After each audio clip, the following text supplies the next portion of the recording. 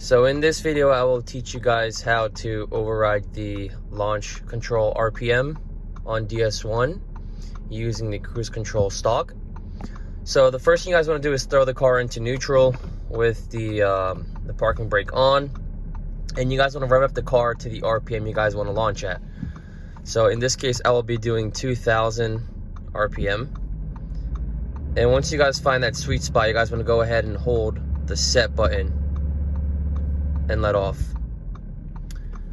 So I'm on the Unitronic Stage 3 TCU Tune. So technically I do launch at 4000 RPM, but you know, it's too harsh for the vehicle, so bringing it down to 2000. So go ahead and throw the car into sport. Make sure traction is completely off. And then you guys want to launch like you guys would normally launch it. So see how it's at 2000? And then just an FYI, every single time you guys turn the car on and off, it would go back to default. So you would have to do this every single time you guys start the car. And that's it for this video. Thank you.